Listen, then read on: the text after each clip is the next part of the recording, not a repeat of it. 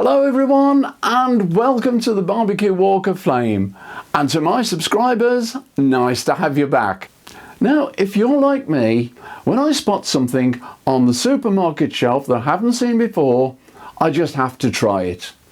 Recently at my local farm shop I came across this Cottage Delight sun-dried tomato and cheese pizza dough mix. A flavoured dough mix. Well, that's a first for me. Also on the same shelf, Cottage Delight tomato and red pepper pizza topper. Well, that sealed it. I just got to give these products a try. Today I'm doing just that. I'm following the packet instructions, which is somewhat different to how I usually make pizza. And of course, I'll be cooking it on my Weber Q. I'm using my vintage food mixer fitted with the dough hook, to which I'm adding the whole packet of dough mix.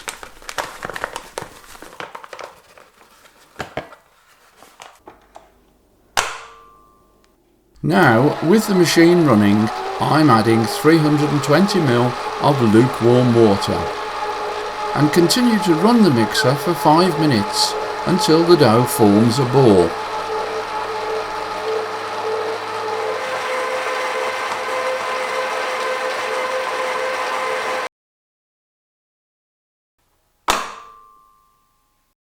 Well, it seems to have lost its ball shape and is still quite sticky.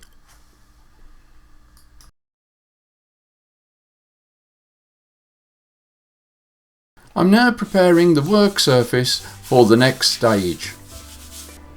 The instructions say place on a floured surface and leave to rest for 5 minutes.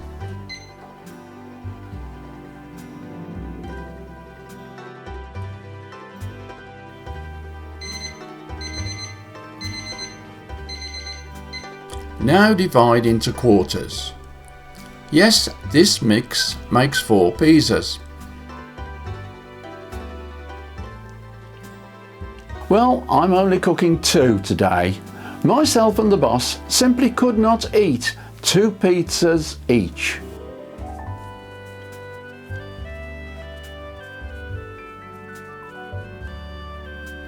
So I'm freezing 2 balls of dough. I don't know if this will kill off the yeast or how they will cook once thawed out. I will be cooking them in a future video. So if you'd like to see the results, all you have to do is sub the channel, click the button, ding the bell, and you'll get a notification when I post it. Back to the pizza. With a floured rolling pin, I'm rolling out to shape the dough into a thin 12-inch base.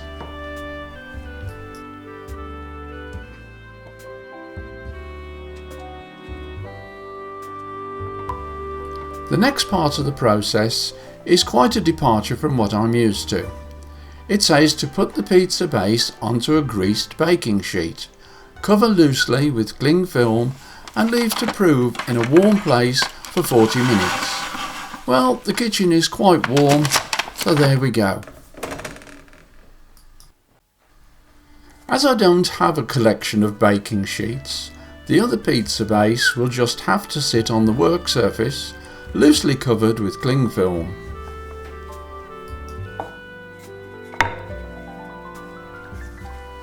The instructions say after 40 minutes it should have doubled in size. Well, the only difference I can see, it's certainly got a lot thicker. And now another departure from the norm. It says to bake in the oven for 5 minutes at 210 degrees C.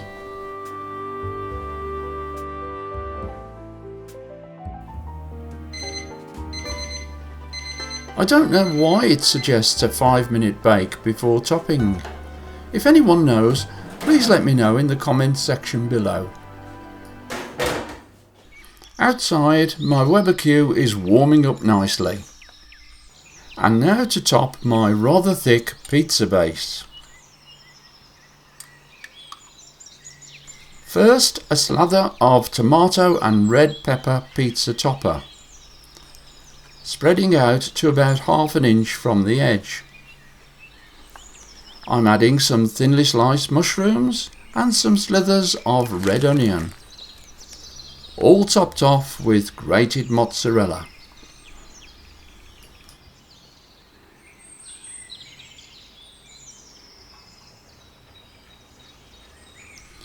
Onto my Weber Q, where the pizza stone has been warming up for about 20 minutes. I'm cooking the pizza for 10 minutes as per instructions. That looks well cooked to me. Could have probably got away with a few minutes less. Well, the base is certainly crispy, but a little too thick for my liking.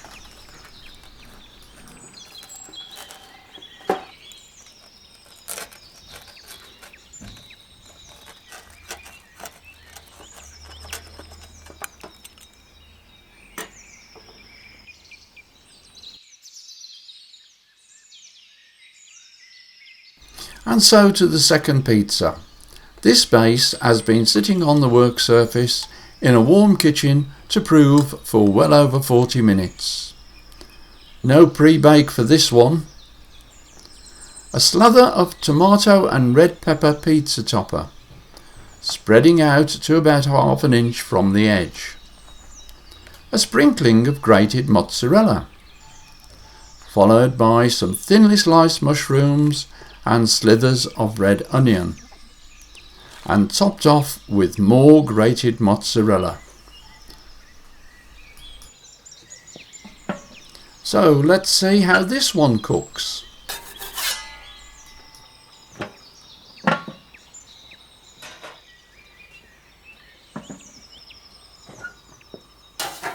After 10 minutes, it's looking good.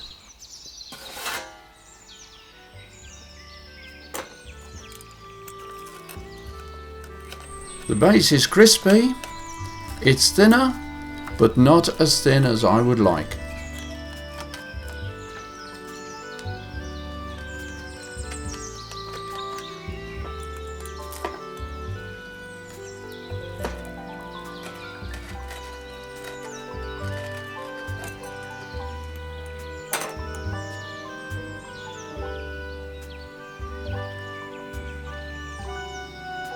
Well, it all depends on how you like your pizza.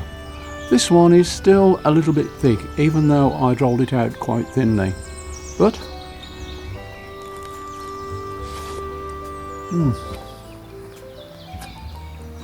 hot.